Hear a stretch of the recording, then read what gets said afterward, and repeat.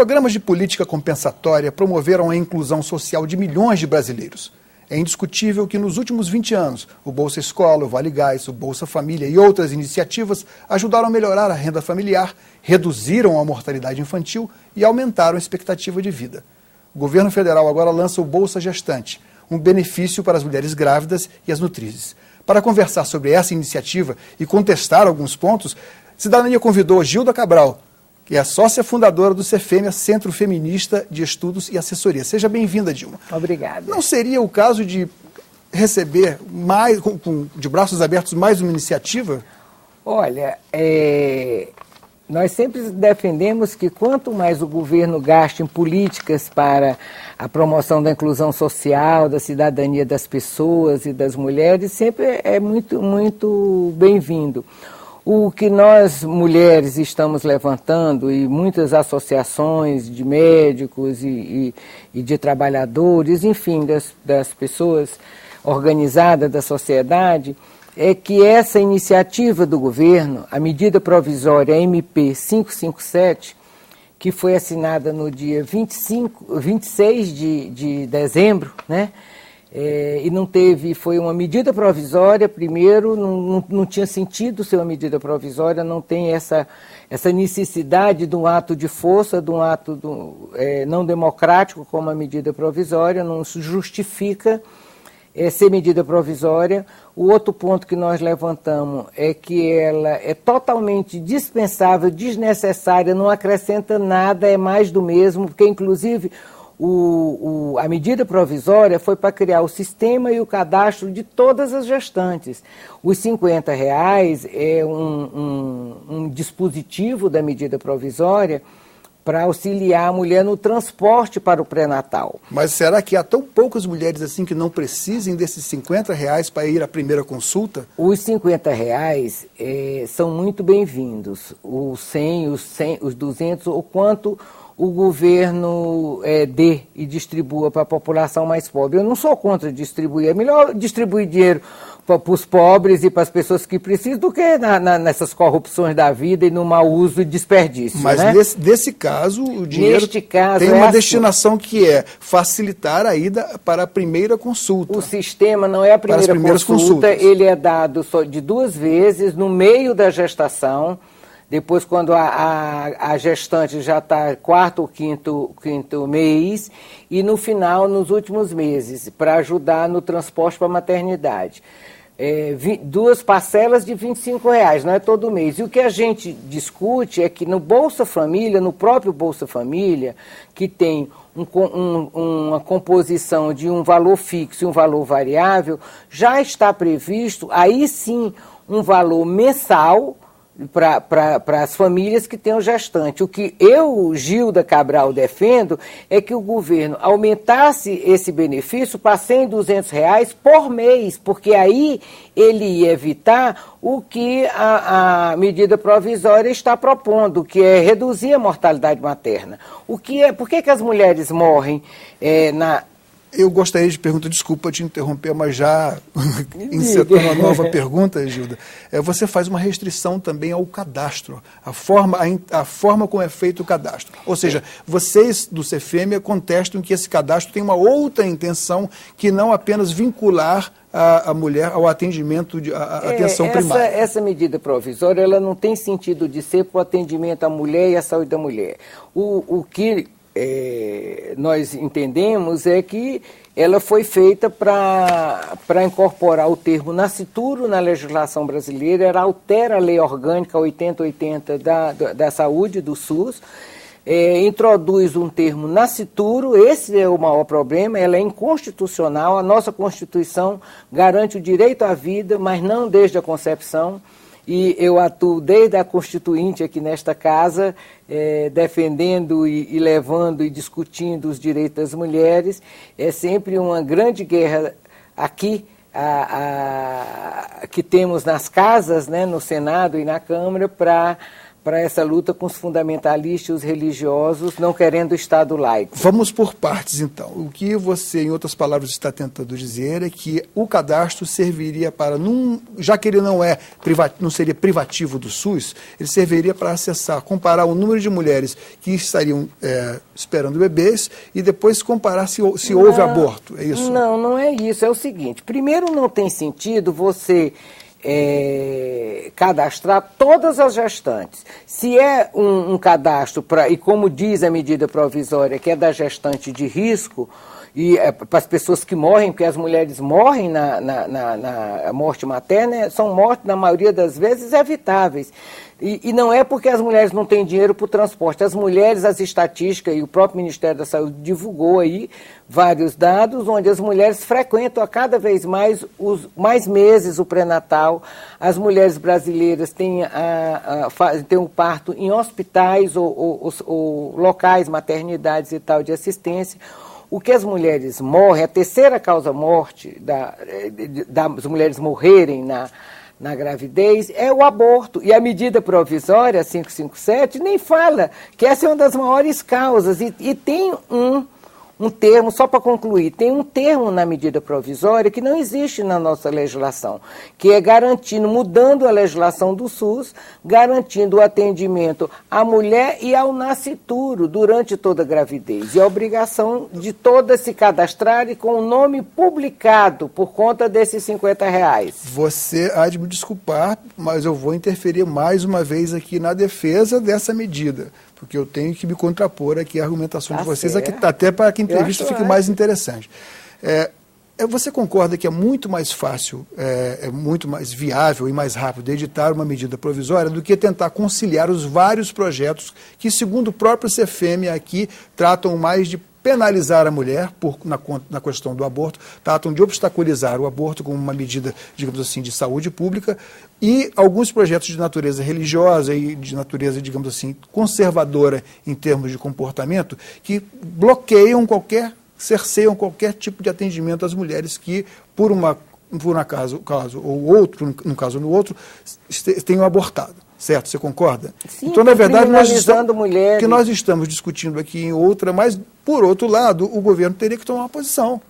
Sim, mas não é garantindo o direito à nascituro, aí ele penaliza mais as mulheres. Então, o que acontece? Aqui na casa, você tem tramitando projetos que a gente chama de Bolsa Estupro, Estatuto do Nascituro e tantos outros, onde há um retrocesso grande em termos legais, porque você proíbe os casos, até no risco de vida, da vida da mulher, e no caso de estupro, como é o caso já previsto desde 1940, que isso é possível no Brasil, o aborto legal. É possível interromper a gravidez, hoje no Brasil é legal e o Ministério da Saúde deveria atender em todos os hospitais, mas só nas maiores cidades que existem, algumas cidades têm o serviço de atendimento ao aborto legal.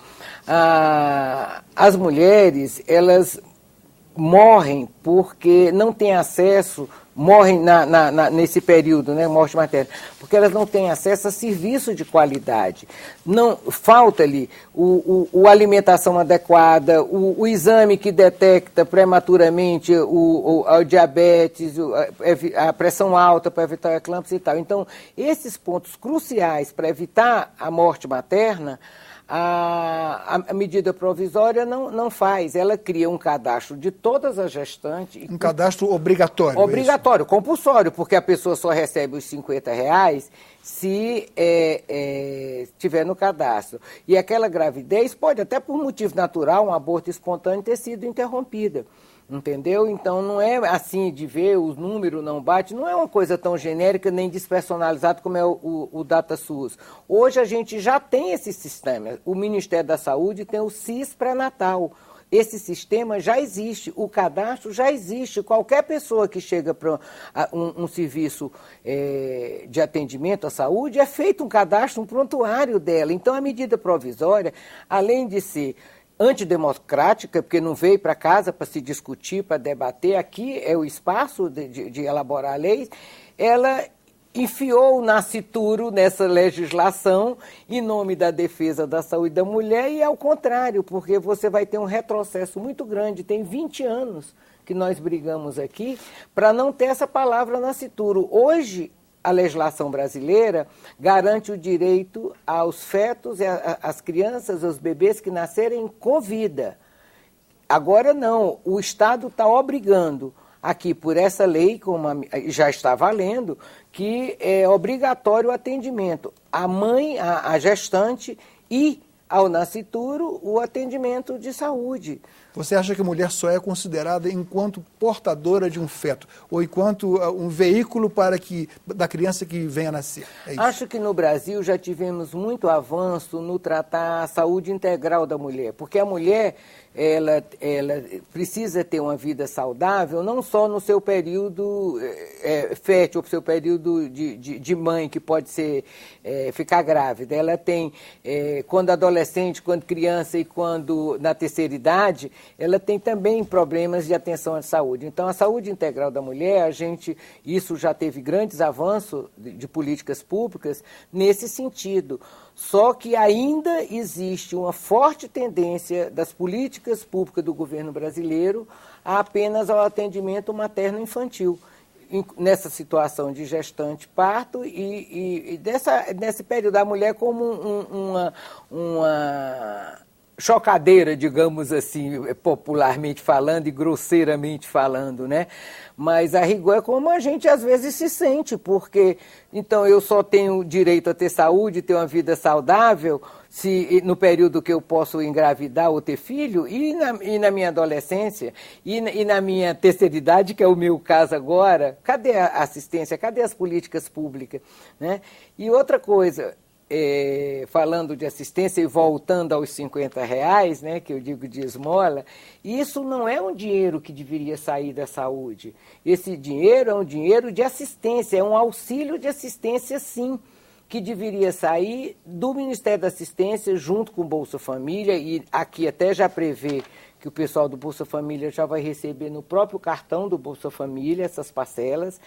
Uma das condicionalidades, porque o Bolsa Família tem uma série de condicionalidades, você tem que apresentar a frequência à escola, não sei o que e tal. Uma das condicionalidades da gestante é apresentar, quando a família tem uma gestante que recebe esse adicional, porque tem uma gestante em casa, ela tem que apresentar que que está frequentando o pré-natal. Mas em algum momento está dito na medida provisória que a mulher que, por exemplo, tenha direito, receba a primeira parte, se ela comparecer para receber a segunda parte, ela não estiver mais grávida, tiver perdido o bebê, está escrito que ela não vai receber ou que ela vai ser investigada? Isso consta da medida provisória? Eu acho que não. Não, ela recebe enquanto está fazendo o pré-natal.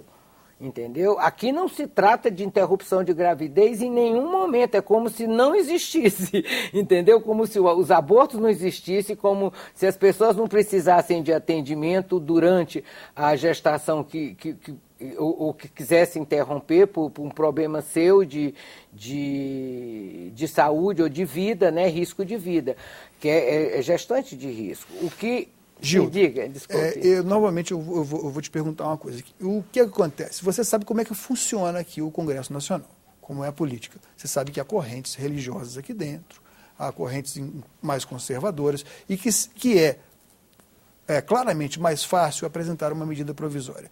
Agora eu te pergunto, de todas essas propostas que você, sendo uma estudiosa, militante, frequentadora aqui do Congresso Nacional, de todas as propostas já existentes quanto a essa questão da assistência à gestante, assistência universal que você preconiza, assistência ampla. Em todas as fases de sua vida. Qual delas você defende? Dessas que já Olha, existem tem uma própria política do governo brasileiro que chama a política de assistência integral à saúde da mulher. É uma política que tem pactos, tem já estratégias e compromisso do governo federal com o estadual e municipal.